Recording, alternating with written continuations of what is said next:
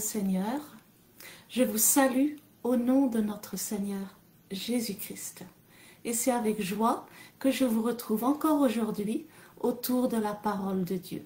Mais premièrement, donnons ce moment au Seigneur.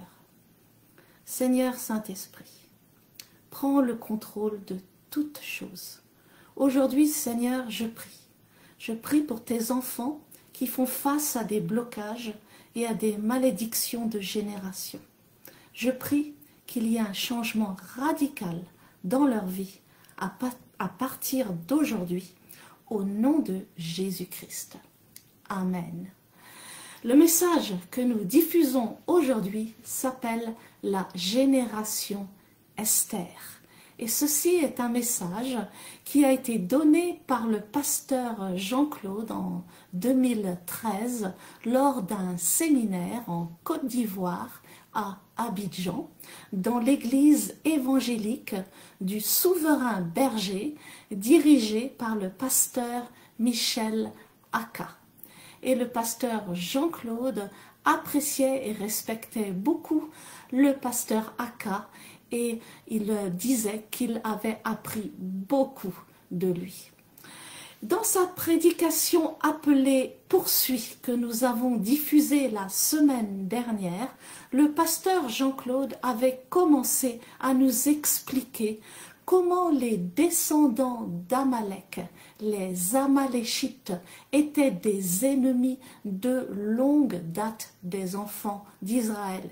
Et le pasteur Jean-Claude avait comparé ces Amaléchites à ces mêmes esprits qui viennent combattre nos familles depuis des générations. Ils ont attaqué nos grands-parents et maintenant ils veulent attaquer nos enfants. Et le pasteur nous avait expliqué que les enfants d'Israël étaient les enfants de Jacob.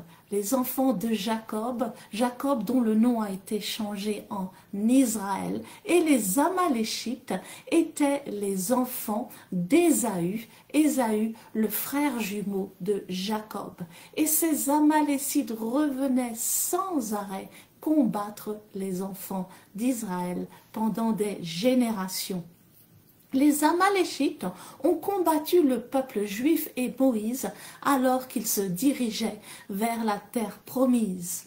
Et Moïse a remporté la victoire alors qu'il levait les mains pour intercéder pour Josué qui combattait donc les Amaléchites. Et l'Éternel, après la victoire, a déclaré à Moïse dans Exode 17, 14, « J'effacerai la mémoire d'Amalek au-dessus des cieux, de dessous les cieux. » Amen. Donc c'est ce que Dieu a fait et parce qu'il l'avait dit. Amen. Et ceci s'est passé plus longtemps après, quelques générations après. Et Dieu en particulier avait demandé au roi Saül de combattre les Amaléchites et de les exterminer complètement. Mais celui-ci a désobéi et c'est pour cela qu'il a perdu son trône. Et donc ces Amaléchites sont venus aussi à brûler le camp dans lequel habitait David, ses guerriers et sa famille pendant qu'il était donc en campagne de guerre. Et quand ils sont revenus, ils ont découvert qu'ils avaient tout pris, leur famille, leurs enfants, leurs biens. Et David et les guerriers ont décidé donc de poursuivre ces Amalécites et dans le combat, ils ont gagné et ils ont tout récupéré, mais pendant le combat, 400 jeunes Amalécites ont pris la fuite. Amen. Donc les Amalécites ont combattu les enfants d'Israël pendant plusieurs générations, jusqu'à la génération d'Esther. Et Esther, voilà, était une descendante de Kis, qui était le père du roi Saül Et Esther, malgré le fait qu'elle était orpheline et étrangère, a eu beaucoup de faveur. Et c'est le roi, le grand roi même Assuérus, qui l'a épousée et l'a fait reine. Et au même moment que le roi Assuérus donc a fait Esther la reine, il a pris un premier ministre qui s'appelait Aman l'Agagite, descendant d'Amalek, qui a sorti un décret pour exterminer tous les Juifs. Et Mardochée, le cousin d'Esther, en entendant cela, donc a supplié Esther d'intervenir auprès du roi. Mais Esther avait caché son identité juive au roi et avait peur d'entrer dans sa présence. Et en plus, il y avait une loi qui disait que quiconque n'était pas invité par le roi, s'il rentrait dans sa présence, risquait d'être tué. Et Mardochée lui a fait dire que si elle ne faisait rien, toi et la maison de ton père, vous périrez. Et qui sait, si ce n'est pas pour un temps comme celui-ci que tu es parvenu à la royauté. Gloire à Dieu, Esther a organisé un jeûne de 3 jours et elle a fait dire à Mardochée, j'entrerai chez le roi malgré la loi, et si je dois périr, je périrai. Amen. Et Esther donc se lève avec courage. Elle met sa robe royale et rentre dans la présence du roi. Nous sommes la génération Esther, mariée au roi des rois, nous dit le pasteur Jean-Claude. Et quand l'ennemi attaque, nous aussi, nous devons nous lever, nous devons remettre nos vêtements royaux, c'est-à-dire notre robe de justice, et rentrer dans la présence du roi avec assurance afin de présenter nos requêtes. Et le roi Assuérus donc a accordé sa faveur encore une fois à Esther. Et Esther va lui expliquer le complot d'Aman qui veut exterminer tous les Juifs, les Juifs qui sont son peuple, donc qui veut tout exterminer tous les Juifs donc de son royaume.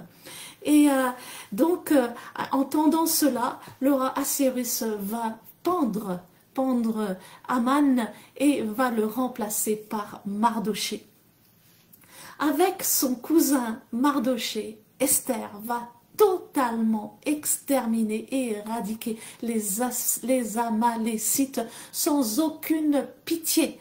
Et après cela, on n'entendra plus jamais parler des Amalécites et on n'entendra plus jamais parler des Amalécites dans nos familles non plus. Vous êtes la génération Esther et quand vous allez vous lever, dit le pasteur Jean-Claude, Dieu va anéantir et briser tous les plans de l'ennemi dans vos vies. Amen. De génération en génération, l'esprit d'Amalek a combattu les enfants d'Israël. Amen. Jusqu'à Esther, mais Esther était mariée au roi et elle a changé la loi d'Aman, Amen, qui permettait d'exterminer tous les Juifs. Et le jour même où Aman prévoyait d'exterminer tous les Juifs, ce jour-là, Mardochée et son armée ont complètement anéanti tous les Amalécites pour toujours. C'est le temps maintenant de la génération Esther. Et Dieu dit à toutes les Esther, lève-toi, remets ta robe de justice. Il n'y a plus de condamnation pour ceux qui sont en Christ Jésus. Marche dans la justice, renverse et détruit par la foi tous les plans de l'ennemi pour toi et pour ta famille. Le pasteur Jean-Claude termine sa prédication avec des déclarations très puissantes que je vous invite à recevoir par la foi. L'esprit qui a combattu tes aïeux, tes grands-parents, tes parents et qui te combat maintenant, tu n'en entendras plus parler, nous dit le pasteur Jean-Claude. Tu es la génération Esther, la génération qui va effacer la mémoire d'Amalek dans ta famille.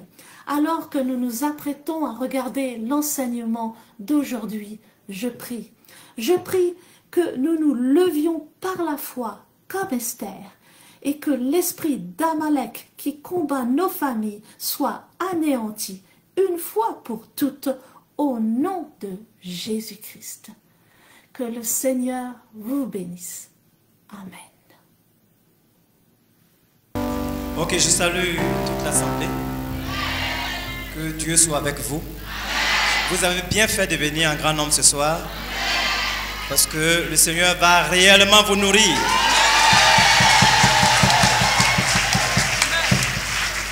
Je salue les hommes de Dieu qui sont là ce soir. Que Dieu vous bénisse. Je salue les femmes de Dieu. Ok, ce soir, nous sommes là parce que quelqu'un est venu de très loin. Amen. Il est venu pour apporter la vie au peuple de Dieu. Amen. Est-ce que pour ceux qui étaient là l'année dernière, vous vous souvenez du thème « Le Seigneur » Voilà, vous n'avez rien oublié du message. Ok.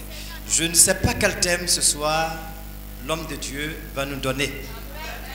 Mais tous ces thèmes qu'il donne sont édifiants. Parce que déjà même par le thème, tu comprends ce qui va se passer. Et tu saisis ta bénédiction dedans. Et je crois que ce soir, tu seras puissamment béni. Si tu es là pour la première fois, assois-toi bien. Parce que tu vas entendre des paroles merveilleuses, des paroles de vie. Il nous vient de très loin. Il a fait beaucoup de voyages à travers le monde. Et ce soir, il est dans nos murs. Je dis ce soir, il est dans nos murs.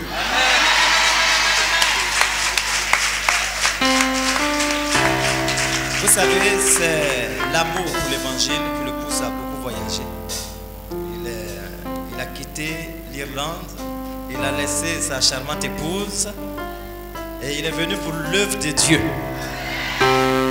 Il est venu parce que le Seigneur a besoin de lui ici, en Côte d'Ivoire. Amen. Je vais vous présenter l'homme de Dieu. C'est le pasteur Ponsou.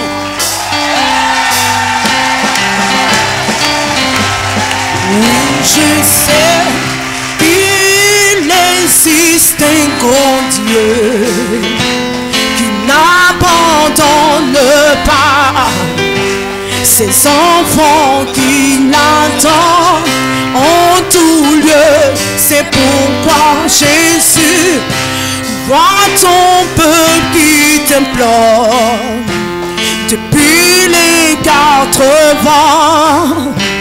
Éternel, réponds-nous. Une imsel, misomnihanyina. Et ben t'en aimes, c'est ouais. Nyame, une imsel, mentimant faux. Nyame, kamiri, wanimiri, noisida. Tinundini obeto minyaye Tinundi, hallelujah. Tinundi, na obeto miaya mawo. Tinundi, na obeto miaya mawo. Tinundi, na obeto miaya mawo. Tinundi, achekwaye bia mamie. Tinundi, na obeto miaya mawo. Yesu na betumia ya mawo. Na betumia ya mawo. Oh tinoti, tinoti minye. Minye, tinoti. Minye, tinoti. Minye, tinoti, tinoti. Tinoti.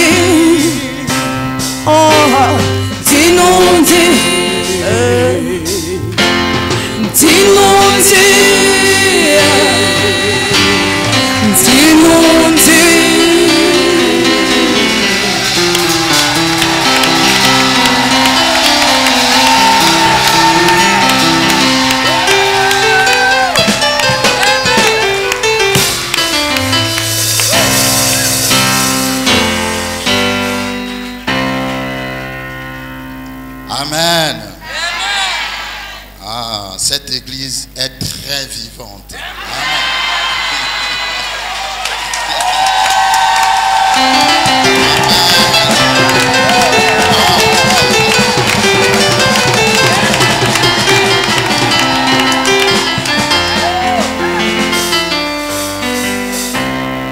Je remercie le pasteur Aka et maman pasteur pour l'honneur qu'ils me font de me recevoir encore dans le palais royal.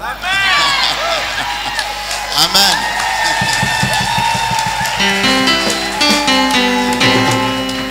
Vous savez, c'est pas seulement votre papa et votre maman, c'est aussi mon papa et ma maman. Parce qu'il y a une onction particulière dans cette maison.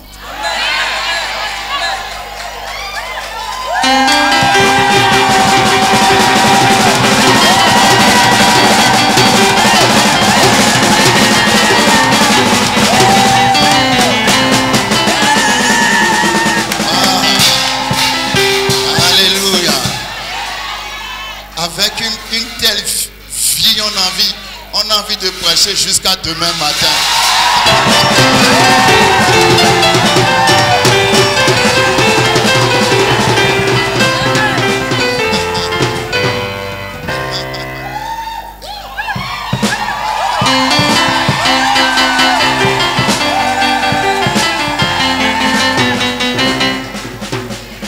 Amen.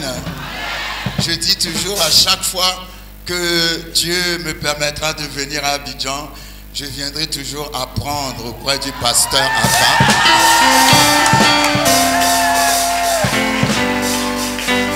Parce que je suis émerveillé par la manière dont Dieu les utilise tous les deux. Amen. C'est vraiment formidable. Donc moi quand je viens ici, je suis un élève. Aujourd'hui j'étais là. Certains d'entre vous, vous m'avez vu, j'étais venu pour apprendre et pour voir comment Dieu l'utilise. Et j'étais venu avec une partenaire qui habite ici à Abidjan. Et après, quand on partait, elle m'a dit, « Ah, il y a des choses comme ça à Abidjan ici et je ne savais pas. »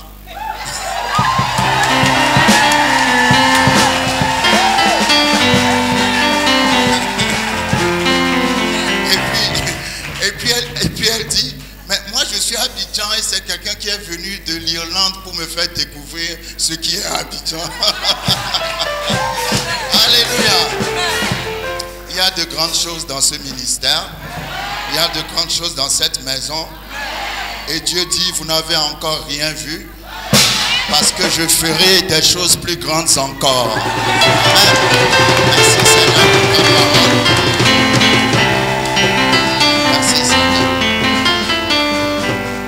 Seigneur, je te rends grâce pour ta présence au milieu de nous. Merci pour ta parole qui va être prêchée. Ta parole est vivante. Et tu as dit que ta parole est esprit et vie. Alors qu'elle est prêchée, merci parce que ton esprit rentre dans le corps de quelqu'un. Ton esprit rentre dans l'esprit de quelqu'un. Et il y a la vie Zoé, la vie de Dieu. La vie surnaturelle, la vie miraculeuse qui est impactée dans le nom de Jésus. Seigneur, ta parole n'est pas vide, ta parole n'est pas vaine.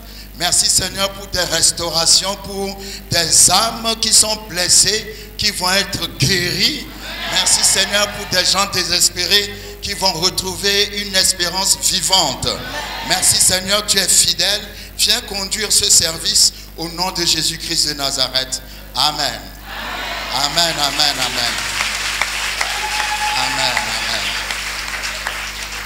Amen. Ça fait plaisir de prêcher à un peuple aussi vivant. Amen.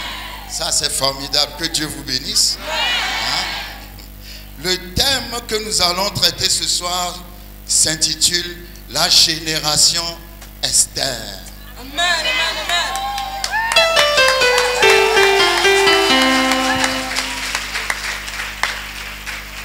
Est-ce qu'il y a quelqu'un qui s'appelle Esther ici? Ah, il y a une Esther là. Deux Esther. Alléluia. Ah. Je vous invite dans Exode chapitre 17.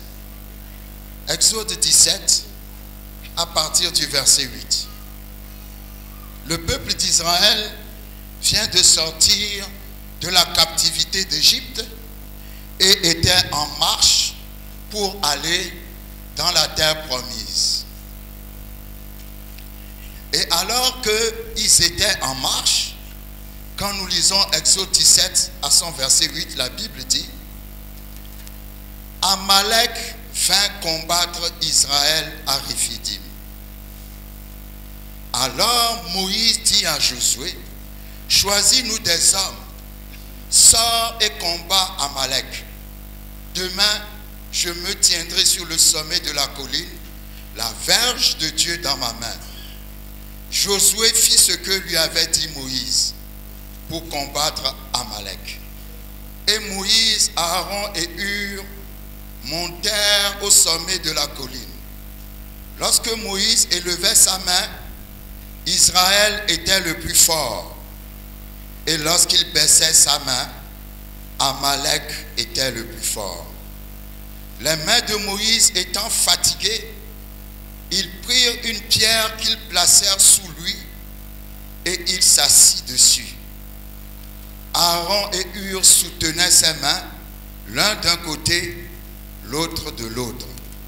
Et ses mains restèrent fermes jusqu'au coucher du soleil. Et Josué vainquit Amalek et son peuple au tranchant de l'épée. Verset 14. L'Éternel dit à Moïse: écris cela dans le livre pour que le souvenir s'en conserve, et déclare à Josué que j'effacerai la mémoire d'Amalek de dessous les cieux. Moïse bâtit un autel et lui donna pour nom l'Éternel, ma bannière, ou Jéhovah Nissi. Il dit: parce que la main a été levée sur le trône de l'Éternel, il y aura guerre de l'Éternel contre Amalek de génération en génération. Alléluia. Alors nous voyons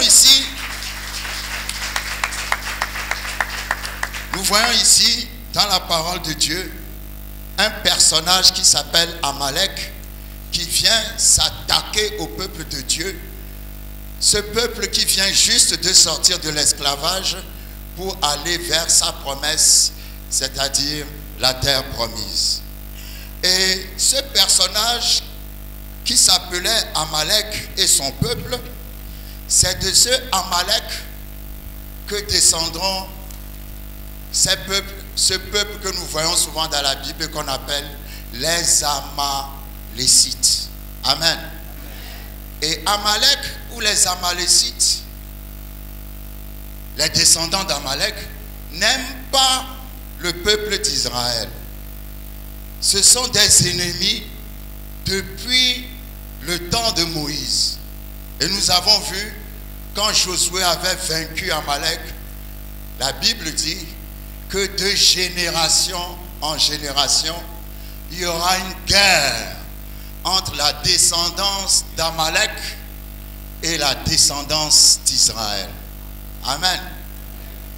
Donc, nous voyons que ce Amalek, ce qui est curieux, c'est que les Amalécites sont les cousins du peuple hébreu. Parce que Amalek, quand vous lisez Genèse chapitre 36 à son verset 15, Amalek c'est le petit-fils d'Ésaü, qui lui-même est le frère jumeau de Jacob. Jacob est devenu Israël, le peuple d'Israël est sorti de Jacob. Et Amalek est sorti d'un fils d'Ésaü, le frère jumeau de Jacob. Donc ce sont des cousins. Mais au lieu de s'aimer, combien d'entre vous avez remarqué que l'adversité ne commence pas dehors, mais ça commence toujours dans la famille. Celui qui veut ta perte, ce n'est pas la personne qui est dehors, c'est certainement quelqu'un qui est très proche de toi. Je ne sais pas où bien je suis le seul. Vous n'avez jamais remarqué ça? Amen. Amen. Donc les Amalécites n'aimaient pas leurs cousins les Juifs. Et pendant toute l'histoire d'Israël, de génération en génération, nous verrons que les Amalécites ont toujours combattu Israël. Lorsque nous allons dans 1 Samuel chapitre 30, nous verrons dans ce passage que David était parti en campagne avec son armée. Et à cette époque, il était dans une ville qui s'appelait Tiklag. Et la Bible dit que quand il s'était absenté, les Amalécites sont venus, ils ont détruit leur maison, ils ont pris leur famille, leurs femmes, leurs enfants, et ils sont partis avec. Et quand David et son armée étaient revenus, ils n'ont constaté que la désolation. Et la Bible va dire dans ce passage que David et ses amis ont pleuré jusqu'à ce qu'il n'ait plus la force de pleurer. Les Amalécites étaient venus pour prendre leurs biens. Et ça a toujours été comme ça. Depuis le temps de Moïse, de génération en génération, ils ont été des adversaires du peuple d'Israël. Ils ont toujours cherché à provoquer le malheur auprès du peuple d'Israël. Et la Bible va dire que David va demander à l'Éternel, dois-je les poursuivre? Et l'Éternel va lui répondre, poursuis, car tu vas atteindre et tu vas retrouver tout ce que tu as perdu. Donc David et son armée vont poursuivre les Amalécites. Quand vous lisez 1 Samuel chapitre 30 à son verset 19, la Bible dit, ils ont trouvé les Amalécites et David les a battus, les a combattus, et 400 jeunes hommes ont dû s'échapper. Mais la Bible dit, à son verset 19, il ne leur manqua personne, ni petit, ni grand, ni fils, ni fille, ni aucune chose du butin, ni rien de ce qu'on leur avait enlevé. David ramena tout. Alléluia. Ça, c'est extraordinaire. Je crois que quelqu'un est en train de rentrer dans une saison où Dieu va te ramener tout ce que l'ennemi a emmené. La Bible dit, David ramena tout. Il n'y a même pas une chaussure qui s'est perdue. Tout ce que les Amalécites ont pris, il a ramené tout. Mais quand il a combattu les Amalécites, il y avait 400 jeunes Amalécites qui ont pris la fuite. Amen. Donc ces Amalécites sont partis et donc de génération en génération, la guerre a continué. Lorsque nous lisons 1 Samuel chapitre 15, dans 1 Samuel chapitre 15, nous avons même été trop vite dans 1 Samuel chapitre 30, mais ce n'est pas grave. Dans 1 Samuel chapitre 15, Dieu avait pris une décision. Dans Exode 17, Dieu a dit, j'effacerai de dessous les cieux la mémoire d'Amalek. Alléluia. Donc dans 1 Samuel chapitre 15, nous allons voir dans ce passage un roi qui s'appelait Saül. Dieu, sachant que les Amalécites ont toujours provoqué des problèmes à son peuple Israël, Dieu va dire à Saül d'aller combattre le peuple d'Amalek. Je lis rapidement. Samuel dit à Saül, c'est moi que l'Éternel a envoyé pour toi de roi sur son peuple, sur Israël. Écoute donc ce que dit l'Éternel. Ainsi parle l'Éternel des armées. Je me souviens de ce qu'Amalek fit à Israël lorsqu'il lui ferma le chemin à sa sortie d'Égypte. Va maintenant, frappe Amalek et dévouez par interdit tout ce qui lui appartient. Tu ne l'épargneras point et tu feras mourir hommes et femmes, enfants et nourrissons, bœufs et brebis, chameaux et ânes. Alléluia. Qu'est-ce que l'Éternel a dit à Saül? L'Éternel a dit à Saül, va trouver ce peuple et tu les rases complètement de la terre. Tu les écrases, tu les détruis du bébé jusqu'au roi en passant par les animaux. Tu ne laisses rien des Amalécites sur la terre. Et la Bible dit, quand le roi Saül a été faire la guerre aux Amalécites, à son verset 9, 1 Samuel 15, la Bible dit, mais Saül et le peuple épargnèrent Agag et les meilleures brebis, les meilleurs bœufs, les meilleures bêtes de la seconde portée, les agneaux gras et tout ce qui avait de bon. Ils ne voulurent pas le dévouer, pas interdit, et ils dévouèrent seulement tout ce qui était méprisable et chétif. Saül était un roi qui ne faisait jamais ce que Dieu lui demandait de faire. Il faisait toujours le contraire. Dieu lui a dit d'aller raser les Amalécites. Lui, il est parti, il a fait la guerre aux Amalécites. Il est revenu avec les meilleurs bœufs, les meilleures bêtes, et avec le roi des Amalécites qui s'appelait Agag. Et quand vous allez lire le passage, Samuel va lui dire, mais ne t'a-t-on pas dit de détruire le peuple? Comment se fait-il que tu ramènes son roi et que tu ramènes encore ses animaux? Et Saül va dire une phrase étrange, très étrange à Samuel. Il va dire, 1 Samuel 15, verset 21, le peuple a pris sur le butin des brebis et des bœufs comme prémisse de ce qui devait être dévoué, afin de les sacrifier à l'Éternel ton Dieu. Il n'a pas dit à l'Éternel notre Dieu. Il n'a pas dit à l'Éternel mon Dieu.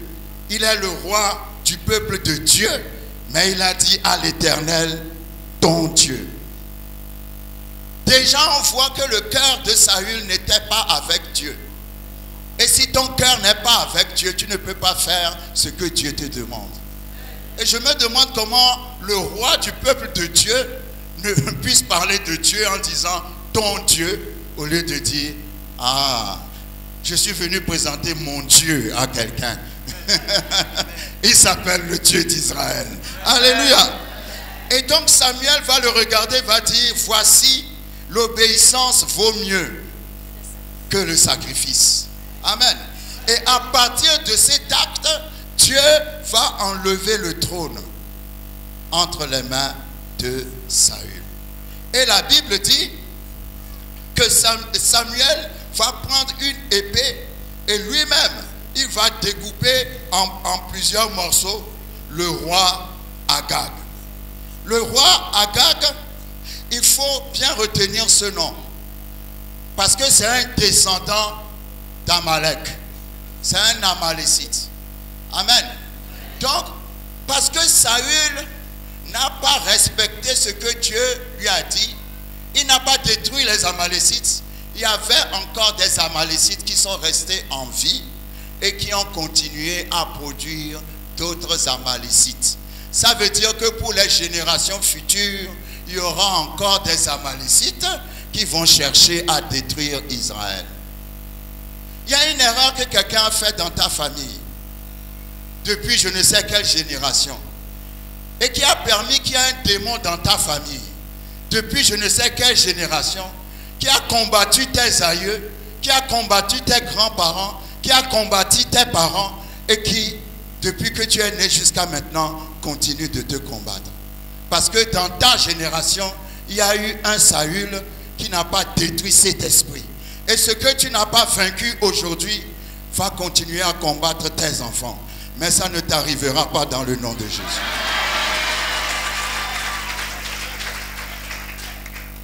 Maintenant, avant que nous parlions d'Esther, je vais vous présenter la descendance du roi Saül par rapport à Esther et la descendance du roi Agag par rapport à un homme qui se trouve dans le livre d'Esther qu'on appelle Aman. Amen. Lorsque nous allons dans 1 Samuel chapitre 9 à son verset 5, la Bible dit, dans ce passage, la Bible parle du roi Saül. Le roi qui a toujours été désobéissant. Le roi qui a laissé la porte ouverte à ce que les Amalécites continuent de combattre sa descendance. La Bible dit, 1 Samuel 9 à son verset 5,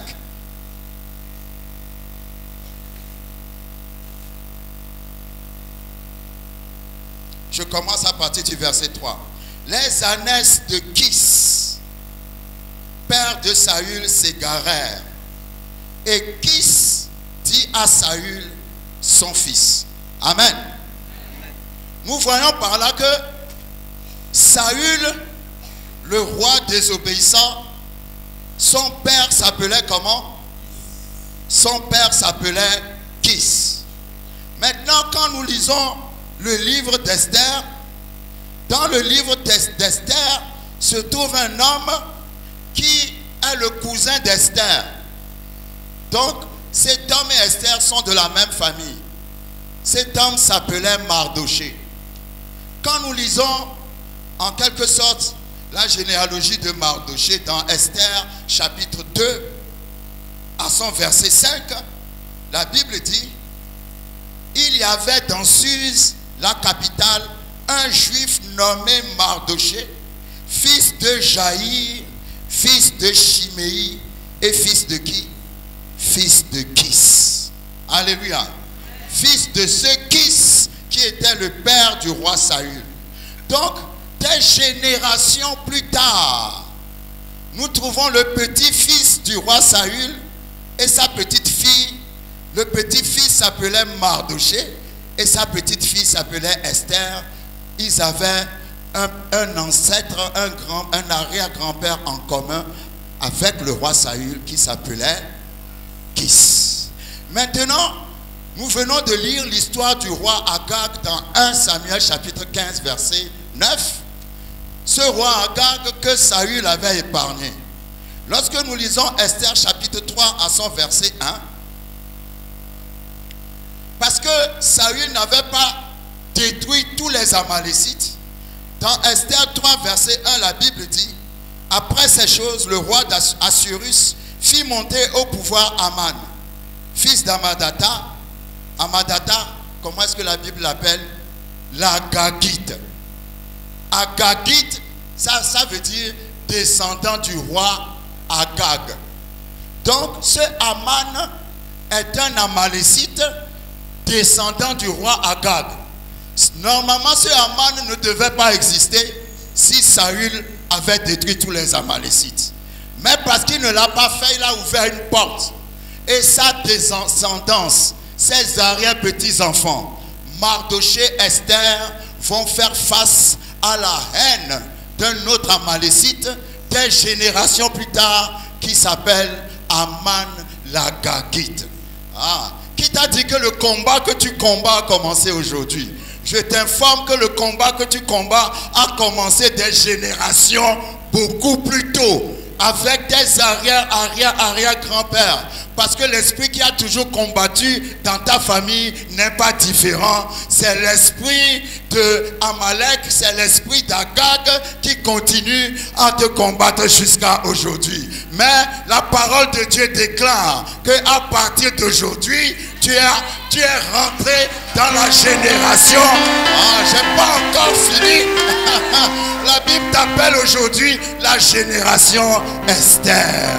Et tu vas voir ce que la génération Esther va faire. Et ce que la génération Esther va faire, toi aussi tu vas le faire. Et ce qu'on a fait dans ta famille, ce que le diable a fait dans ta famille, des générations précédentes, on n'en entendra plus parler dans ta famille.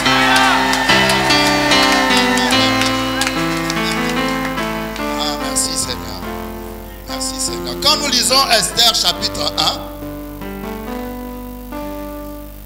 nous voyons dans Esther chapitre 1 l'histoire d'une reine qui s'appelle Vashti. Cette reine Vashti, qui était l'épouse d'un roi très puissant qui s'appelait Assyrus, la Bible dit que ce roi donnait une fête. Et comme sa femme était très belle, elle avait demandé à sa femme de venir se présenter à ses invités parce qu'il voulait s'enorgueillir de la beauté de sa femme.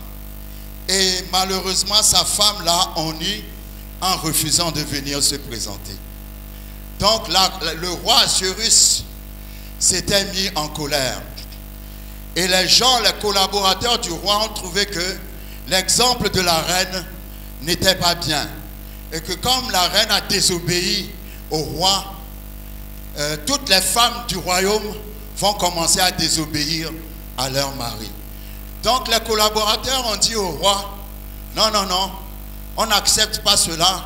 Ce que nous te proposons, c'est de rejeter Vashti. Et nous allons demander aux jeunes filles du royaume de venir se présenter. Et parmi ces jeunes filles, tu vas choisir celle qui te convient. Et c'est celle-là que tu vas épouser et qui va remplacer la reine Vashti. Et la Bible dit, l'annonce a été faite dans tout le royaume. La Bible n'a pas précisé le nombre de jeunes belles filles qui se sont présentées. Mais parmi les filles qui se sont présentées, lorsque je lis Esther 2 à son verset 5, il y avait une fille qui s'appelait Hadassah. La Bible dit, il y avait dans Suse, la capitale, un juif nommé Mardoché. Nous savons qui est ce Mardoché.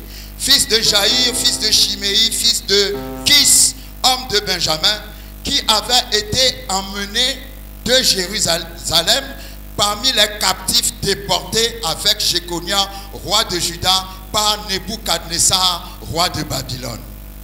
Il élevait Hadassah, qui est Esther, fille de son oncle, car elle n'avait ni père ni mère. La jeune fille était belle de taille et belle de figure. À la mort de son père et de sa mère, Mardoché l'avait adoptée pour fille. Lorsqu'on eut publié l'ordre du roi et son édit, et qu'un grand nombre de jeunes filles furent rassemblées à Suse, la capitale sous la surveillance d'Hégai, Esther fut aussi prise et conduite dans la maison du roi sous la surveillance d'Hégai, gardien des femmes. Alléluia. La Bible dit que quand on a commencé à rassembler les jeunes filles, parmi les jeunes filles, il y avait une jeune fille qui s'appelait Hadassah et dont le nom signifie en fait Esther. Et Esther aussi s'est présentée parce qu'elle était belle de figure. Et la Bible dit, elle a été sélectionnée parmi les sélectionnés. Amen. Donc, Esther avait en fait, quand vous voyez bien sa vie, 3 barrières. Il y a quelqu'un qui est jusqu'ici retenu par des barrières dans sa vie, mais je déclare au nom de Jésus-Christ de Nazareth que toutes les barrières qui t'ont retenu pour que tu n'évolues pas sont brisées ce soir au nom de Jésus-Christ de Nazareth. Parce que Esther est descendue d'une famille juive qui avait été déportée par le roi Nabuchadnezzar. Ils ont été déportés pour être captifs, parce qu'ils étaient captifs, on les avait emmenés de leur pays dans un autre pays. Donc, sa famille, la famille dont elle était sortie, était une famille de déportés, d'étrangers captifs. Première barrière. Quand tu sors d'une famille de déportés captifs dans un pays étranger, la porte n'est forcément pas ouverte pour que tu réussisses comme les autres. Numéro 1. Numéro 2, Esther était juive. Et parce qu'elle faisait partie de ce peuple qui avait été déporté pour être amené en captivité dans ce pays, elle faisait partie d'une minorité méprisée. Parce que les gens à l'époque n'aimaient pas les juifs. C'est pour ça d'ailleurs que ce peuple juif s'était retrouvé captif à Babylone. Donc Esther était sortie d'une, comment dirais-je, famille de déportés captifs, et elle appartenait à une race qui était méprisée. Et en troisième position, Elle n'avait ni papa ni maman. Mais je suis content que Esther soit dans une position comme ça. Parce que ça veut dire que tu peux être étranger dans un pays sans papa et sans maman, mais Dieu peut quand même t'élever. Aucune barrière sur cette terre n'est plus forte que l'amour de Dieu pour toi. L'amour de Dieu va enlever toutes les barrières de ta vie. Tu dis, moi je n'ai pas fait assez d'études comme les autres, mais Dieu va quand même te bénir. Tu dis, moi je n'ai pas de famille, j'ai perdu tous mes parents, mais Dieu va quand même te bénir. Tu dis, moi je n'ai jamais eu d'argent, toute ma famille a toujours été pauvre, mais Dieu va quand même te bénir. Parce que ta situation, ta destinée ne dépend pas de ta situation, mais ta destinée dépend de la parole de Dieu. Et la parole de Dieu va changer ta destinée. Et elle commence à changer dès ce soir parce que tu rentres dans la génération Esther. Alléluia. Merci Seigneur. Donc Esther va se présenter parmi les sélectionnés. Et la Bible dit, quand vous lisez Esther 2, pour aller plus vite, on va sauter les détails, que les jeunes filles se présentaient une à une devant le roi. Mais quand elles se présentaient devant le roi ne les choisissait pas. Jusqu'à ce que le tour d'Esther fût arrivé. Et quand nous lisons Esther chapitre 2 à son verset 17, lorsque Esther, la Bible dit à partir du verset 16, Esther fut conduite auprès du roi Assuérus dans sa maison royale, le 10e mois qui est le mois de Tébet, la 7e année de son règne. Le roi aima Esther plus que toutes les autres femmes. Et elle obtint grâce et faveur devant lui plus que toutes les autres jeunes filles. Alléluia. Et comme je dis toujours, les autres jeunes filles n'étaient pas vilaines. Elles étaient toutes très belles. Alléluia. Mais parmi elles, Esther avait quelque chose de spécial dans sa beauté. Elle avait la faveur de Dieu. Alléluia. La faveur de Dieu a fait la différence avec les autres. Tu seras choisi parmi les milliers. Je le déclare encore ce soir dans la vie de quelqu'un qui est en train de poser son dossier, ses documents pour chercher une position, pour chercher une place. Et depuis le temps, on n'a pas encore donné de réponse. On a mis ton dossier en bas, mais je vois un ange mettre ton dossier en haut parce que Dieu dit que ta beauté fera la différence parce que ma faveur est sur toi. Il ne s'agit pas d'être belle, il s'agit d'avoir la faveur de Dieu. Je ne suis peut-être pas aussi beau que toi, mais j'ai la faveur de Dieu.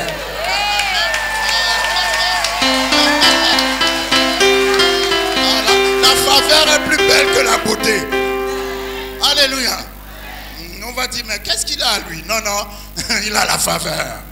On ne comprend pas. Regarde-le même, regarde là. Qu'est-ce qu'il a de plus que moi? Non, non, il a la faveur. Parce que parmi toutes les jeunes filles qui se sont présentées, Esther était la seule qui était sortie du peuple de Dieu.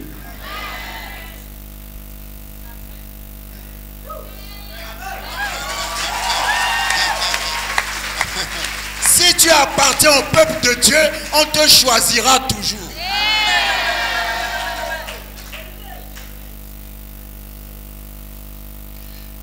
Donc, quand Esther a été choisie pour être reine, il y a un événement qui s'est passé. Esther 2, verset 19. Quand vous lisez, la Bible dit que le roi Assuérus avait 2 eunuques qui travaillaient dans son palais. Et ces 2 eunuques ont monté un coup pour le frapper et pour l'assassiner. Mais la nouvelle est parvenue au cousin d'Esther, Mardoché.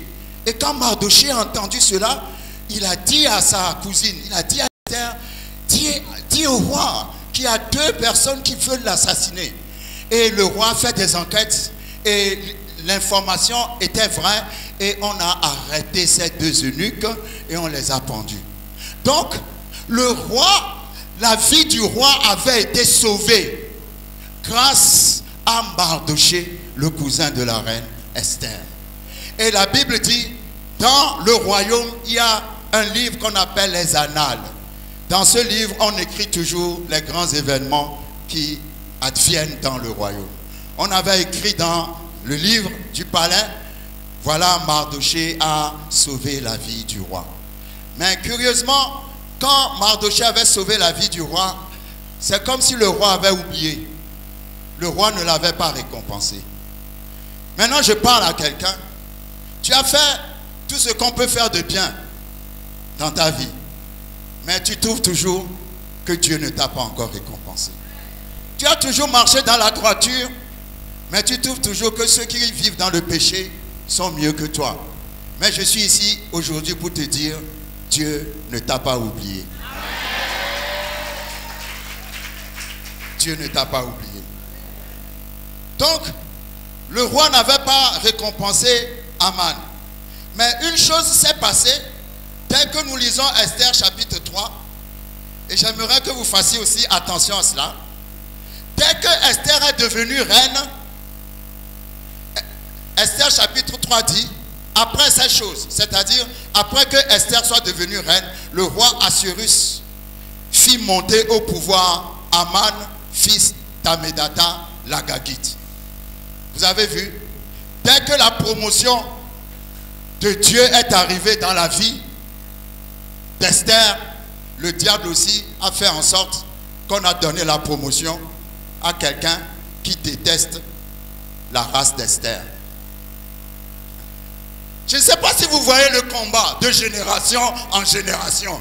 À chaque fois que la porte s'ouvre, il y a toujours quelqu'un qui s'élève contre toi. Ça peut marcher jusqu'à un certain niveau, mais finalement, cette personne va venir se présenter. Depuis des générations dans ta famille, dès que la faveur commence à arriver, il y a un blocage qui arrive. Dès que Esther est devenue reine, ben, le roi a choisi pour quelqu'un qui était comme, comment dirais-je, son conseiller le plus proche, son premier ministre.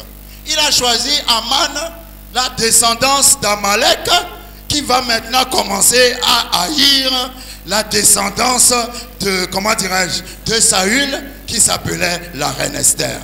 Mais il y a une chose qui est bien, c'est que quand Esther allait se présenter parmi les jeunes filles, Mardochée lui a dit, ne dis pas à quelqu'un que tu es juive. Donc ce Aman ne savait pas encore que Esther était juive. Le diable ne sait pas encore qui tu es. Ah, je dis le diable ne sait pas encore qui tu es.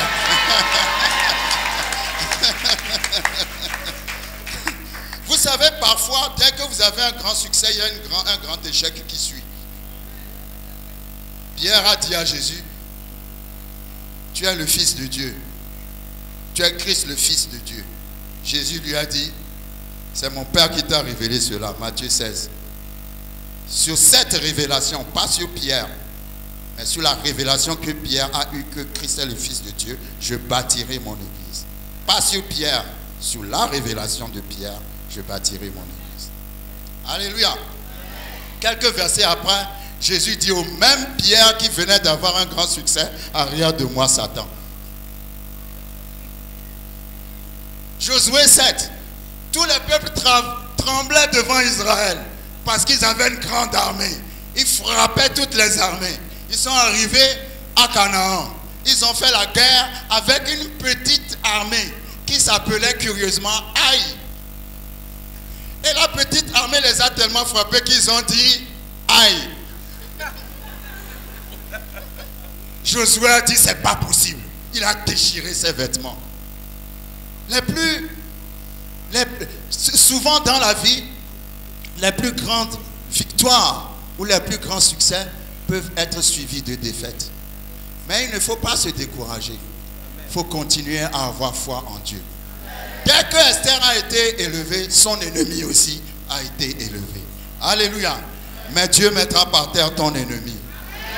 Je dis Dieu mettra par terre ton ennemi.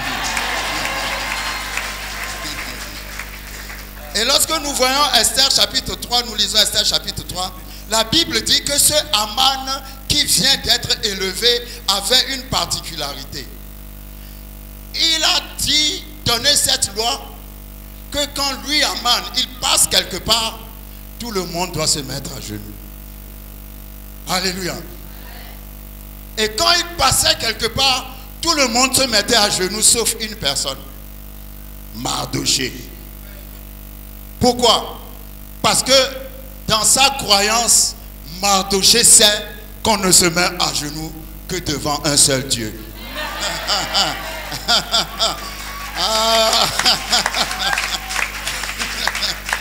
Et Mardoché a dit, je ne me mettrai pas à genoux devant un homme parce que je me mets à genoux devant Dieu. Et il n'y a que devant Dieu que je me mettrai à genoux.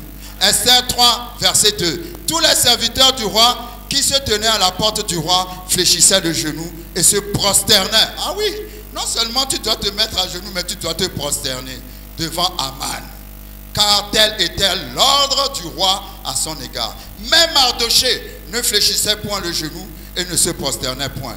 Et les serviteurs du roi qui se tenaient à la porte du roi dirent à Mardoché, pourquoi transgresses-tu l'ordre du roi? Comme ils le lui répétèrent chaque jour et qu'il ne les écoutait pas, ils en informèrent Aman pour voir si Mardoché persisterait dans sa résolution, car il leur avait dit qu'il était juif. Et Aman vit que Mardoché ne fléchissait point le genou et ne se prosternait point devant lui. Il fut porté la main sur Mardoché seul. Mais il dédaigna, de porter la main sur Mardoché seul, car on lui avait dit de quel peuple était Mardoché, et il voulut détruire le peuple de Mardoché, tous les Juifs qui se trouvaient dans tout le royaume d'Assuérus. Vous voyez l'orgueil de cet homme? Parce qu'un seul homme refuse de se mettre à genoux et de se prosterner devant lui, lui décide de raser toute la race de cet homme. Et maintenant, il va aller trouver le roi Assuérus et il va dire au roi Assuérus, Esther chapitre 3 verset 8, alors Aman dit au roi Assuérus, il y a dans toutes les provinces de ton royaume un peuple dispersé et à part parmi les peuples, ayant des lois différentes de celles de tous les peuples et n'observant point les lois du roi. Il n'est pas dans l'intérêt du roi de le laisser en repos.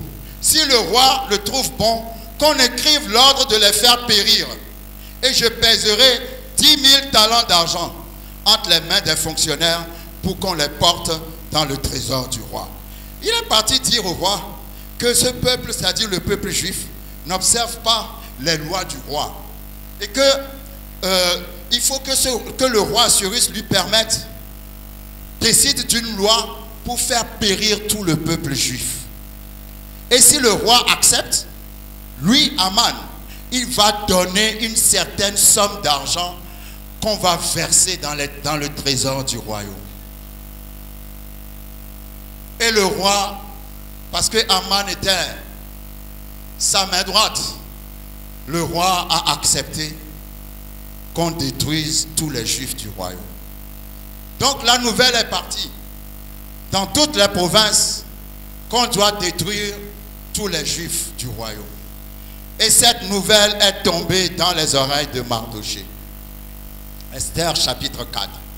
Et Mardoché va envoyer quelqu'un dire à la reine Esther, voici ton peuple est en danger. Voici ce que Aman a décidé de faire. Parle au roi, interviens auprès du roi pour que cette loi soit changée. Mais il y avait une autre loi dans le royaume. C'est que la reine Esther ne vivait pas dans le même palais avec le roi.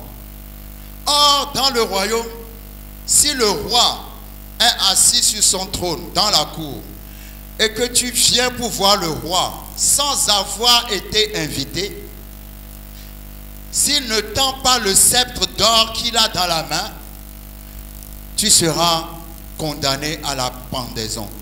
Tu vas mourir. Parce que pour parler au roi, il faut un rendez-vous du roi. On ne vient pas comme ça dans la cour du roi. Au risque de mourir. Esther va faire dire à Mardoché, à cause de cette loi, je ne sais pas si je pourrais vraiment parler au roi. Et Mardoché va lui dire quelque chose de très important. Il va lui dire, qui sait si ce n'est pas pour ce temps que tu es devenue reine?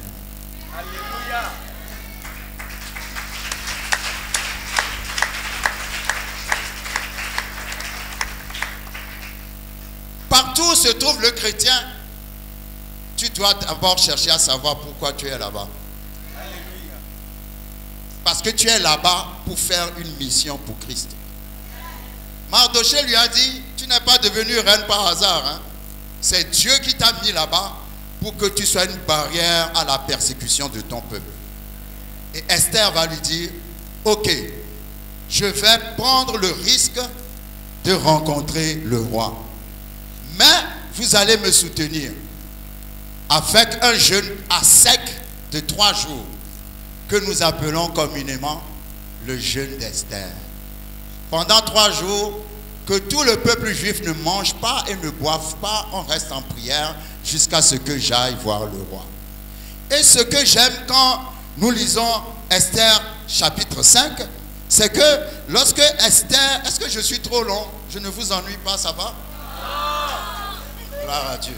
Lorsque Esther, la Bible dit, lorsque Esther, après les jours de jeûne, a pris le risque d'entrer dans la cour du roi, Esther chapitre 5, le premier verset. Le 3e jour, Esther mit ses vêtements royaux et se présenta dans la cour intérieure de la maison du roi, devant la maison du roi. Vous savez, cette expression, ces vêtements royaux, ne signifie pas seulement vêtements extérieurs ou externes. Alléluia.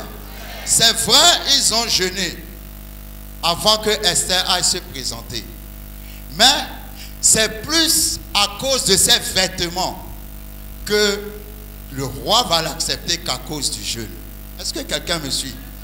Je ne dis pas c'est mauvais de jeûner, c'est très bien de jeûner parce que quand tu jeûnes, le jeûne ne manipule pas Dieu. Tu ne forces pas la main de Dieu par le jeûne. Mais quand tu jeûnes, tu mortifies ton cœur, ton corps pour être plus sensible à la voix de Dieu. Amen. Alléluia. Mais quand elle s'est présentée, la Bible dit, dans les habits royaux. C'est quoi ton habit royal aujourd'hui? C'est la foi. C'est la justice. La justice, ça veut dire que tu as été justifié par le sang de Jésus. Tu marches dans l'assurance. Tu as la foi dans ton identité de fils et fille de Dieu. Parce que papa ne va pas tuer sa fille, papa ne va pas tuer son fils. Même si tu es passé à côté, Seigneur, pardonne-moi. Je me repens de ce péché et tu remets tes habits royaux. Et quand tu arrives dans la cour, le roi va se lever pour te recevoir.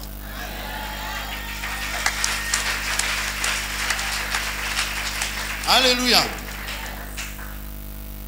Quand le roi l'a vu, la Bible dit, il a tendu le sceptre royal. Le sceptre royal signifie tu es sauvé. Tu ne vas pas être condamné à mort. Mais s'il ne tendait pas le sceptre royal, tu vas te retrouver pendu. Mais heureusement, Esther a mis ses vêtements royaux. Et quand le roi l'a vu, le roi lui a tendu Jésus.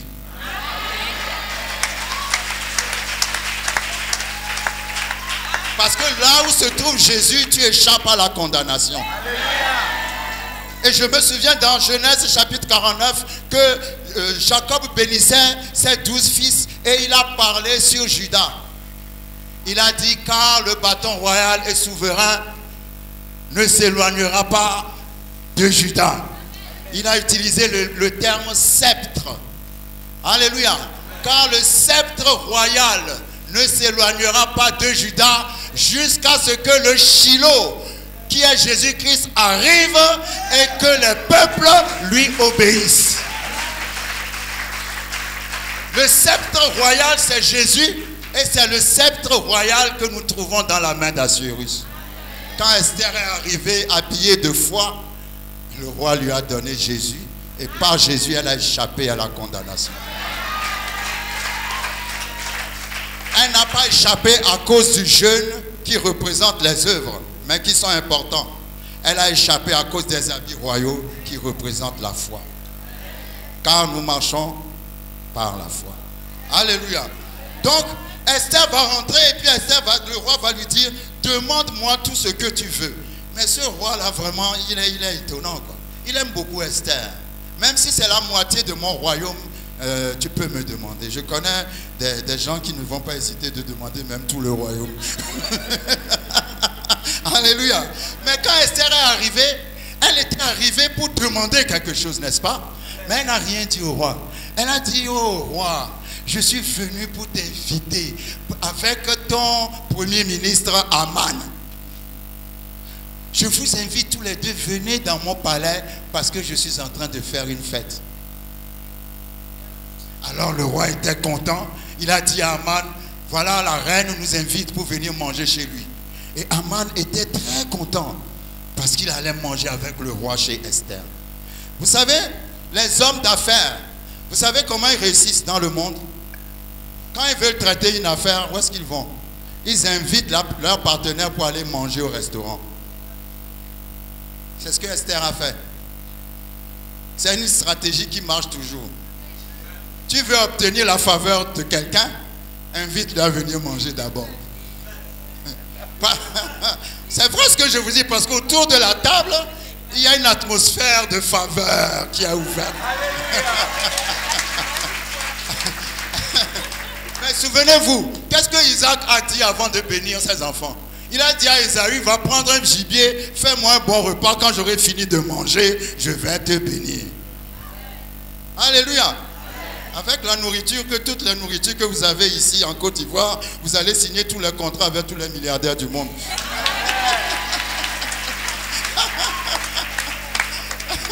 Alléluia.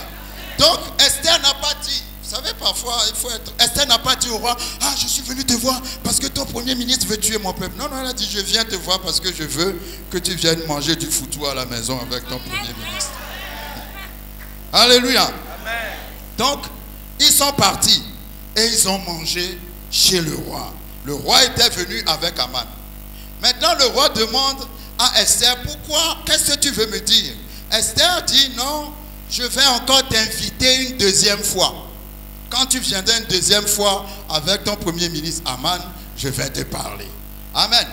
Et donc, au premier repas, la Bible dit que Aman était tout content. Il était vraiment content. Parce que Esther n'a pas invité quelqu'un d'autre. Juste après le roi, c'est lui, Aman, qu'on a invité. Amen. Donc, il était vraiment au top, quoi. C'est comme s'il était au-dessus même du roi. Quand il a bien mangé le foutou et qu'il est sorti de chez la reine, malheureusement pour lui, en sortant de chez la reine, il a rencontré Mardoché. Tout le monde se prosternait devant lui et il a encore vu que Mardoché ne s'est pas prosterné. Il a dit, ah, ce monsieur-là me fatigue. Alléluia. Quand il est arrivé à la maison, Esther chapitre 5, hein, il va parler à sa femme et à ses amis.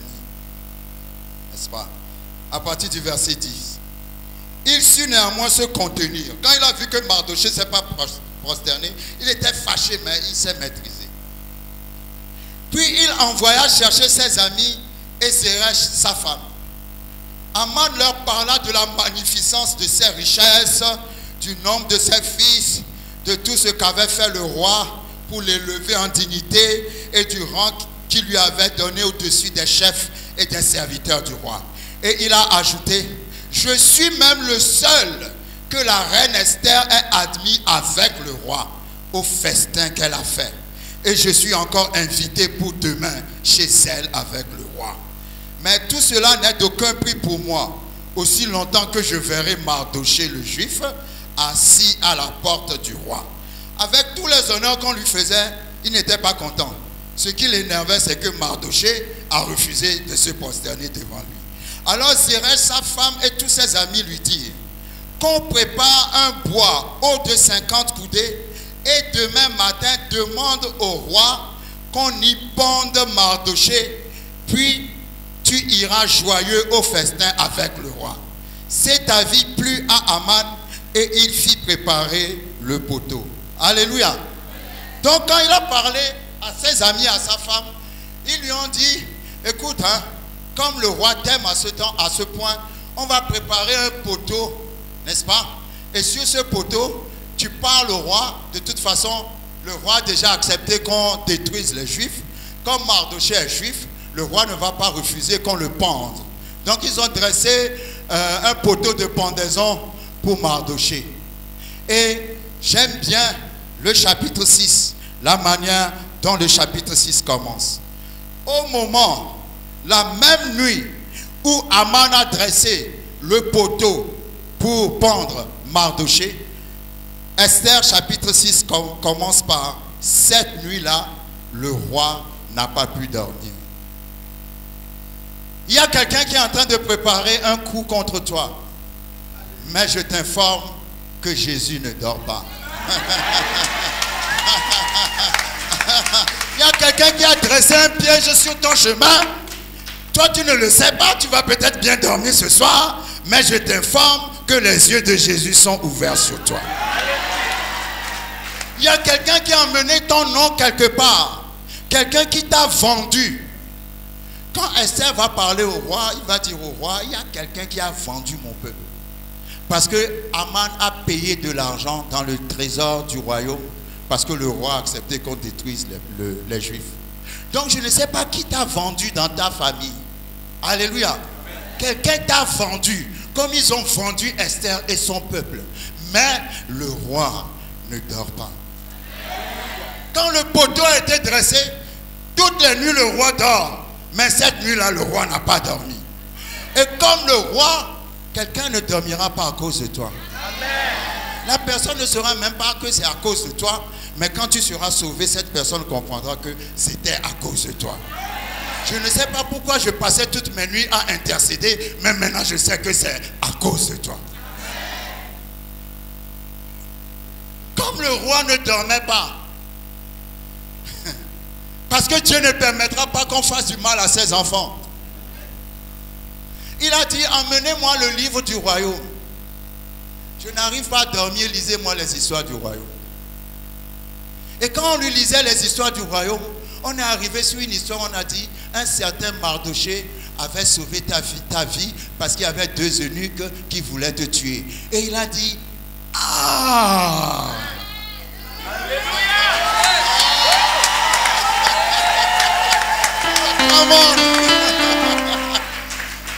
Ah, le roi a dit, ah oui, j'avais oublié de récompenser ce Mardochée. Ton temps de récompense arrive. Si tu ne le vois pas, moi je le vois arriver. J'ai dit, ça fait trop longtemps que tu travailles, on ne te donne pas de salaire. Mais le temps du salaire arrive. Quand les enfants d'Israël sont sortis de 400 ans d'esclavage, ils sont sortis avec 400 ans de salaire. Parce qu'on n'a jamais payé leurs ancêtres. Mais eux, ils étaient une génération qui ont reçu le salaire des ancêtres. Ils sont sortis avec tous les trésors de l'Égypte. Parce que le temps du salaire est arrivé. Je déclare au nom de Jésus dans la vie de quelqu'un ce soir. Que ce soir le roi ne dormira pas. Parce qu'il prépare le temps du salaire pour toi. Tu ne passeras pas cette saison sans recevoir ton salaire. Et quand le salaire viendra, ça sera plus que ce que tu espérais. Dans le nom de Jésus. Dans le nom de Jésus. Je vais rembourser tes dettes. Je vais rembourser tes crédits. Ah, tes loyers en retard, je vais les payer. Ah, parce que je me souviens que tu as toujours marché droit devant moi. Je me souviens que tu as toujours défendu l'évangile. Je me souviens que tu as toujours été intègre. Alors maintenant, je vais te donner ton salaire. Car Dieu est le rémunérateur ou celui qui donne un salaire à celui qui le cherche.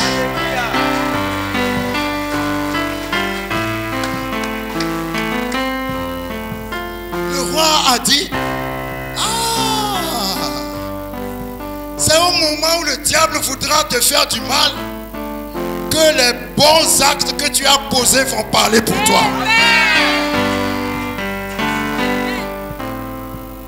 Toi, tu trouves que Dieu t'a oublié, mais il y a un temps que Dieu attend dans ta vie. Dans le nom de Jésus, ce temps est arrivé maintenant. Dans le nom de Jésus, ce temps est arrivé maintenant. Que le Dieu qui fait justice te justifie maintenant. Que tes ennemis qui se moquent de toi puissent craindre ton Dieu maintenant.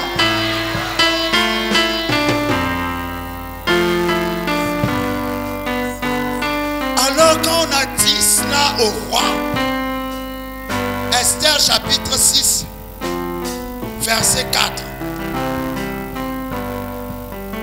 verset 3, le roi dit: quelle marque de distinction et d'honneur Mardochée a-t-il reçu pour ce qu'il a fait? Et on a dit au roi: il n'a rien reçu.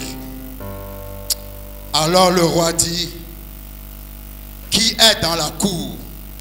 Parce qu'il entendait les pas de quelqu'un dans la cour. Et on a dit au roi: c'est Aman. Aman était venu dans la cour extérieure de la maison du roi pour demander au roi de faire pendre Mardochée au bois qu'il avait préparé pour lui.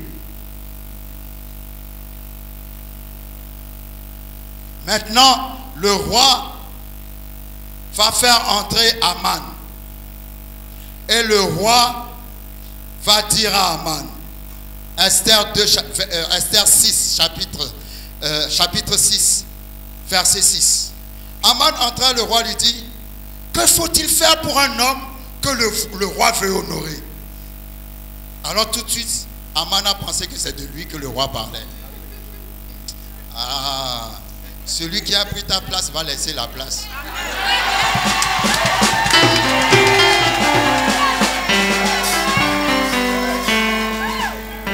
Toi, tu crois qu'on a pris la place, hein? Mais si cette place est pour toi, la personne va partir, va te laisser la place. Donc quand le roi posait cette question, Aman s'est dit: ah ça, forcément, c'est moi que le roi veut honorer. Et maintenant, comme c'est lui que le roi veut honorer, il a dit: il faut prendre le vêtement royal dont le roi se couvre. Il est audacieux, hein, ce monsieur-là. Très ambitieux. Il veut même le vêtement du roi. Alléluia. Il faut prendre le vêtement royal dont le roi... Heureusement, hein, je suis sûr qu'il avait dans la tête l'idée de remplacer le roi un jour. Carrément. Il faut prendre le vêtement royal dont le roi se couvre et le cheval que le roi monte et sur la tête duquel se pose une couronne royale. Remettre le vêtement et le cheval à l'un des principaux chefs du roi, puis revêtir l'homme que le roi veut honorer. Le promener à cheval à travers la place de la ville et crier devant lui: c'est ainsi qu'on fait à l'homme que le roi veut honorer. Et quand le roi l'a bien écouté, et quand il a bien fini de parler, le roi lui a dit: tu vas faire cela à Mardochée.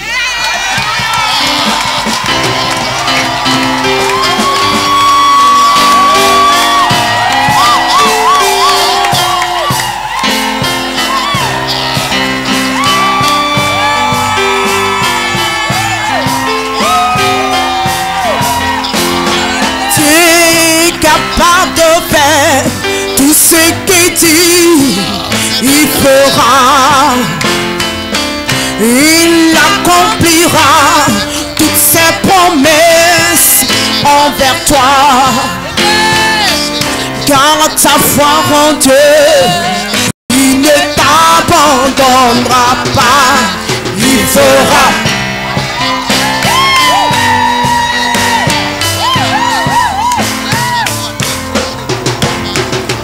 Fera.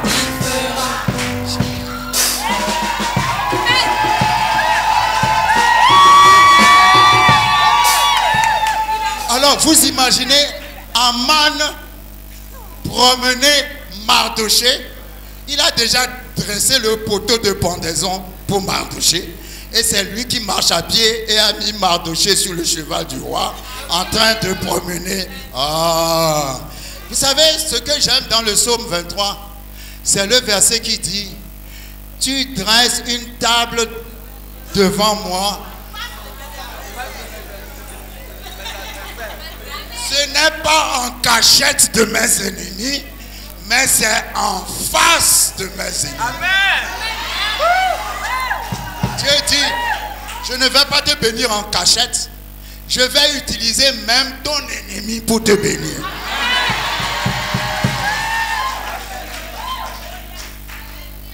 Donc, quand il a fait cela, il a couru à la maison pour raconter l'histoire à sa femme et à ses amis.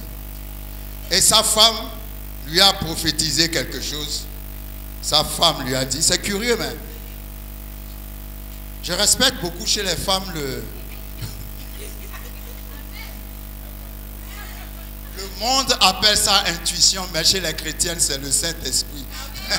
C'est prophétique, quoi. Il y a une prophétesse dans chaque femme, parce que les femmes sentent toujours certaines choses avant les hommes.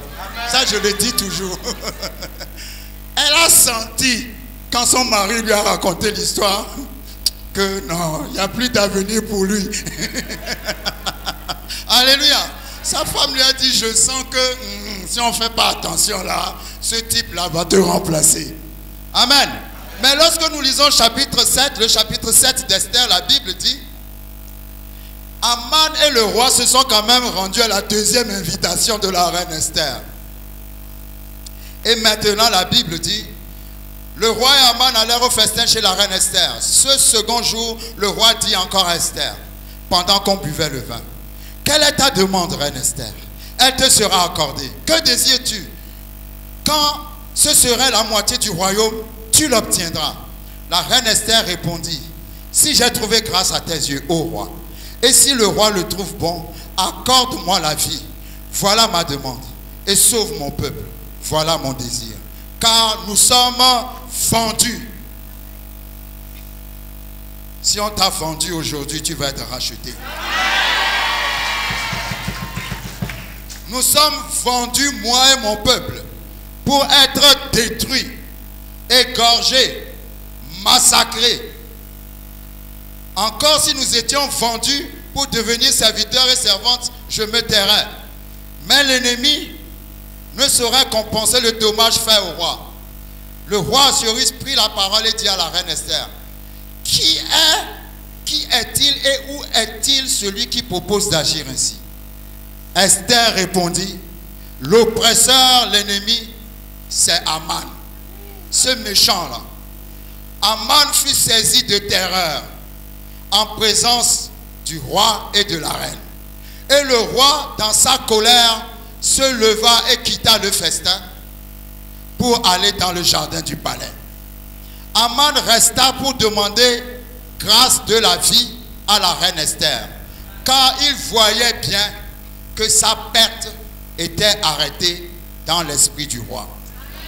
Lorsque le roi revint du jardin du palais dans la salle du festin, il vit Aman qui s'était précipité vers le lit sur lequel était Esther et il dit, serait-ce encore pour faire violence à la reine chez moi dans le palais? Dès que cette parole fut sortie de la bouche du roi, on voila le visage d'Aman. Et Arbona, l'un des eunuques, dit en présence du roi, voici le bois préparé par Aman pour Mardochée, qui a parlé pour le bien du roi, est dressé dans la maison d'Aman à une hauteur de 50 coudées. Le roi dit qu'on y pende Aman. Alléluia. Et l'on...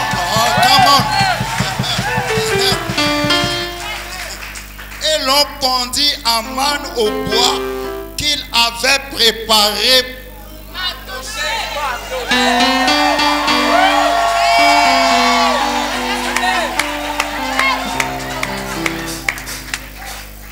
La sorcellerie que cette personne fait contre toi va tomber sur elle.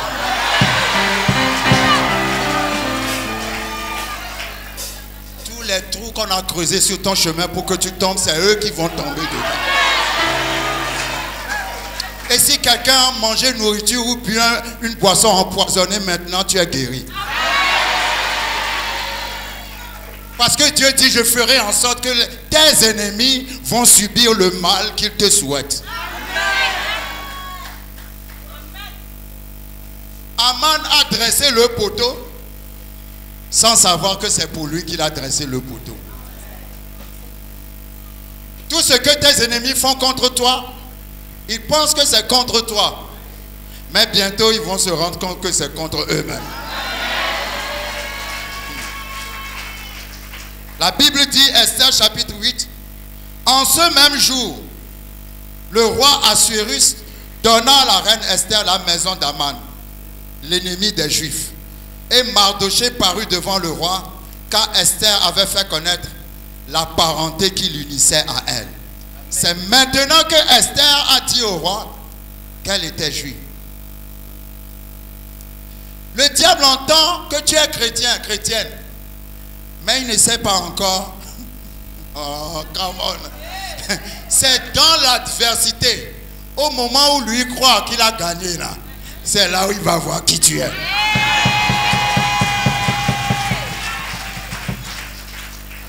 La Bible dit dans 1 Corinthiens chapitre 1 ou chapitre 2, si les princes de ce monde savaient, s'ils avaient la sagesse, ils n'allaient pas crucifier Jésus. Vous savez ce que ça veut dire? Le diable, quand on crucifiait Jésus, était content. Il ne savait pas que c'est justement par la croix qu'il sera vaincu.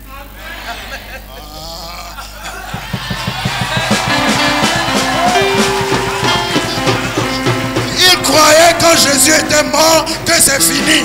Mais il y avait malheureusement le troisième jour. Et quand le troisième jour est arrivé,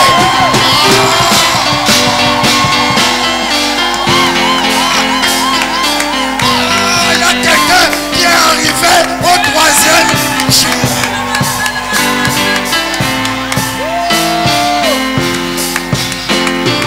Il a fait qu'on l'a arrêté, on l'a frappé. La Bible, en fait, quand on l'a frappé, le psaume 22 dit, on pouvait compter ses os. Parce que les fouets avec lesquels on frappait Jésus, il y avait des clous dedans. Donc quand on lui donnait un coup, les clous rentraient dans sa chair et déchiraient sa chair et on pouvait voir ses os. C'est comme ça qu'il a souffert. Et le diable était content. À chaque étape de la souffrance de Jésus, il était content. Parce qu'il se disait, enfin maintenant je vais le tuer. Maintenant c'est sa fin. Et quand Jésus était sur la croix et qu'il a lancé son dernier souffle, il était content, le diable. Mais le troisième jour,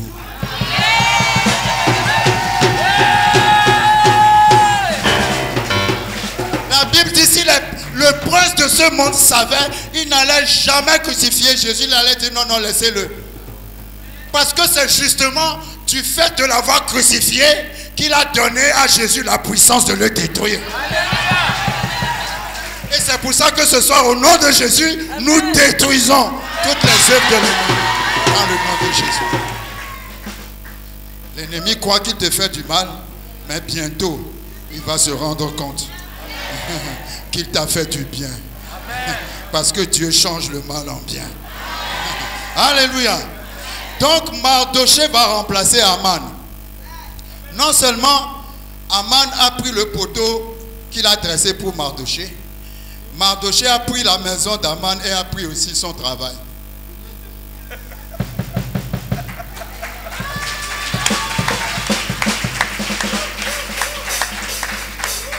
Et la Bible dit, ils ont détruit tous les enfants, ils ont pendu tous les enfants de ce Aman. Tous. Ce que Saül n'a pas fait là, eux ils ont fait. Ils n'ont laissé aucun Agagite vivant. Ils les ont tous pendus. Et curieusement, bon, mes connaissances au niveau de la Bible ne sont pas parfaites, mais quand j'ai regardé dans la concordance, après Esther, je n'ai plus jamais vu le mot amalécite dans la Bible. Ça veut dire que ce que Dieu a dit, j'effacerai du dessous les cieux la mémoire d'Amalek. Ah, qui te dit que Dieu n'accomplit pas ses paroles? Ils ont détruit tous les enfants d'Aman, l'Agagite. Et la Bible dit que les Juifs, dans Esther chapitre 9, se sont dressés contre leurs ennemis. Et ils ont établi une fête Cette fête est encore fêtée par les Juifs jusqu'à aujourd'hui. Ça s'appelle la fête des Purim. C'est-à-dire le souvenir du jour où Aman voulait détruire le peuple, mais où Dieu a changé les choses. Et il fête ça un mois avant la Pâque. Jusqu'à aujourd'hui, demandez dans les synagogues la fête du Purim. C'est à cause d'Esther, de la grande délivrance, que Dieu leur avait apporté ce jour. J'ai regardé le mot Purim en hébreu, signifie détruire, anéantir, briser. Parce que ce jour-là, Dieu a détruit l'ennemi, il a anéanti l'ennemi, il a brisé les projets de l'ennemi. Aujourd'hui, je déclare la même chose dans ta vie. Est-ce qu'on peut se lever, s'il vous plaît? Levons-nous, s'il vous plaît. Levons-nous, levons-nous, levons-nous. Levons-nous, levons-nous, levons-nous. Aujourd'hui, Dieu va détruire. Dieu va anéantir. Dieu va briser les plans de l'ennemi dans ta vie. Je déclare au nom de Jésus que tu ne sortiras pas d'ici comme tu es venu. Je déclare au nom de Jésus un changement radical dans ta vie à partir d'aujourd'hui. De génération en génération, Amalek a combattu Israël. Mais quand il est arrivé sur Esther, on n'a plus jamais entendu parler de lui. Je déclare sur ta vie que l'esprit qui a combattu tes aïeux, l'esprit qui a combattu tes arrière-parents, l'esprit qui a combattu tes parents, l'esprit qui t'a combattu jusqu'à aujourd'hui, on n'en entendra plus parler au nom de Jésus. Je le dis encore, quelqu'un doit recevoir avec foi. L'esprit qui a toujours combattu ta famille depuis des générations jusqu'à aujourd'hui, je dis on ne parlera plus de malédiction de génération dans ta vie, mais à partir d'aujourd'hui, on parlera de bénédiction de génération. Je répète encore, je dis l'esprit qui a toujours combattu dans ta famille. Chaque famille ici connaît l'esprit qui a toujours combattu dans sa famille. Tu connais ce qui a toujours été mauvais dans ta famille. De génération en génération, de famille en famille, d'année en année. Les Amalécites ont toujours combattu Israël. Mais quand ils sont arrivés sur Esther, Esther avait épousé le roi. Toi aussi tu as épousé le roi. Ton roi s'appelle Jésus. Ah Jésus, oh come on. Jésus va changer la loi. Je dis Jésus va changer la loi. L'esprit qui t'a toujours combattu ne va plus te combattre. Celle qui ne s'est jamais mariée va se marier. Celui qui ne s'est jamais marié va se marier. Celle qui n'a jamais eu d'enfant va avoir des enfants. Celui qui n'a jamais travaillé aura du travail. Celle qui n'a jamais travaillé aura une entreprise. Tout ce que tu vas faire va prospérer. La Bible dit que Dieu a tellement béni Isaac que ses ennemis sont venus lui dire on veut faire alliance avec toi parce qu'on a vu que Dieu est avec toi. Tes ennemis feront alliance avec toi. Ils vont changer de Dieu. Parce qu'ils feront que tout ce qu'ils font contre toi, au lieu de te mettre en arrière, ne fait que te pousser en avant. Tu iras plus loin que tes parents ont été. Tu feras des choses qu'on n'a jamais fait dans ta famille. Parce qu'aujourd'hui, l'esprit d'Amalek quitte ta famille. Dans le nom de Jésus. L'esprit d'Agag quitte ta famille. Dans le nom de Jésus. L'esprit d'Agag quitte ta vie aujourd'hui. Dans le nom de Jésus. Tu dois recevoir par la foi. Je brise les chaînes de la malédiction. Au nom puissant de Jésus. Jésus a brisé la malédiction. Afin que la bénédiction d'Abraham vienne sur ta vie.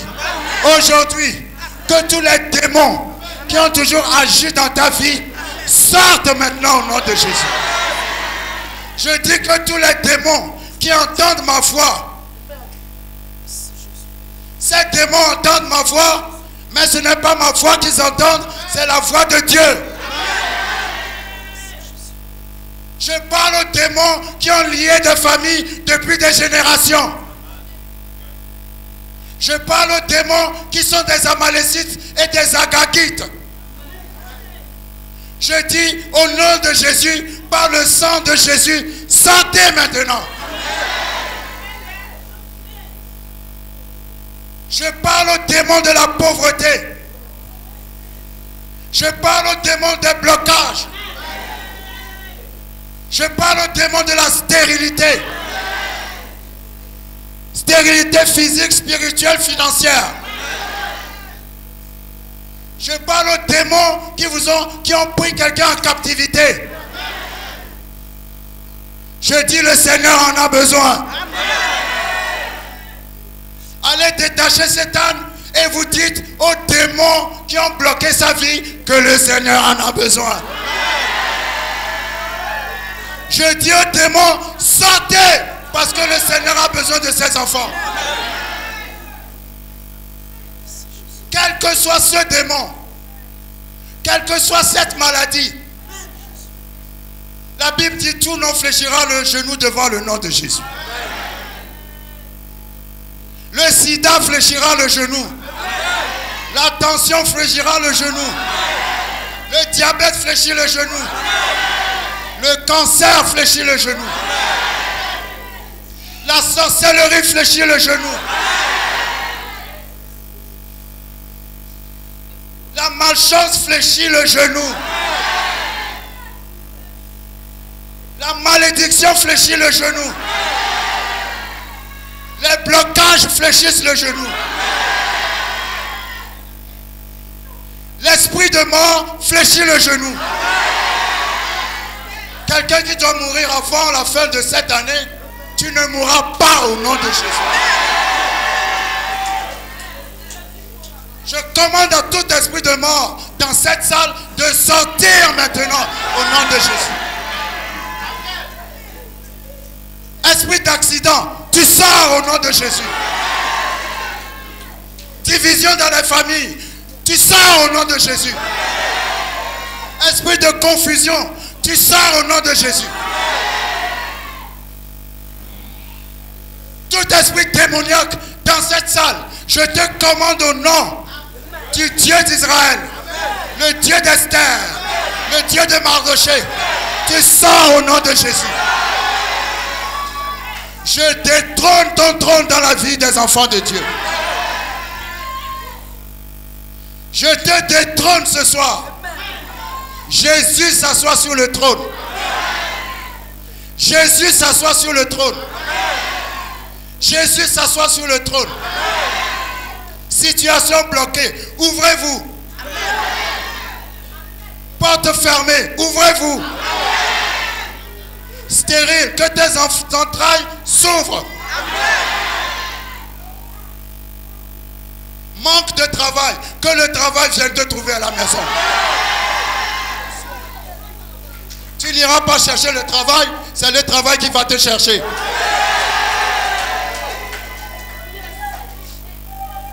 Blocage de salaire, je parle promotion. Que tous les démons de blocage sortent au nom de Jésus. Tous les démons de blocage. Amalek voulait bloquer le chemin du peuple de Dieu. Mais Dieu l'a vaincu. Jéhovah Nissi l'a vaincu. Reçois Jéhovah Nissi ce soir. Que l'autorité de Jéhovah Nissi s'établisse dans ta vie au nom de Jésus. Tu auras toujours la victoire. Encore la victoire. Toujours la victoire. Dans le nom de Jésus. Dans le nom de Jésus. Dans le nom de Jésus. Merci Seigneur pour ta parole. Au nom de Jésus-Christ, nous avons prié. Amen. Merci Seigneur.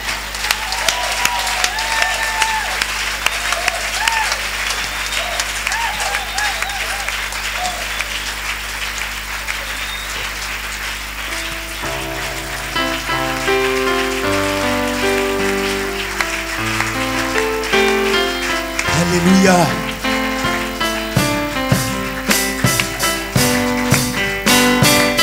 On va se tenir debout ce soir et on va battre des mains. Il est capable de faire tout ce qu'il dit, il fera. Il accomplira toutes ses ses promesses envers toi. Tout le monde va taper des mains. Garde ta foi en Dieu, il ne t'abandonnera pas, il fera. Alléluia, Alléluia, Alléluia, Alléluia, Alléluia. Dieu est capable de faire tout ce qu'il dit, il fera, il accomplira toutes ses promesses envers toi. Garde ta foi en Dieu, il ne t'abandonnera pas, il fera. Alléluia. Est-ce que quelqu'un est joyeux ce soir? Tu es capable de faire tout ce qu'il dit, il fera, il accomplira toutes ses promesses envers toi. Garde ta foi en Dieu, il ne t'abandonnera pas, il fera. Alléluia. Tu es capable de faire. Est-ce que tu peux chanter tout avec ce le groupe qu'il musical? dit, il fera, il accomplira toutes ses promesses envers toi. Garde ta foi en Dieu, il ne t'abandonnera pas, il fera. Alléluia. Gloire à Jésus.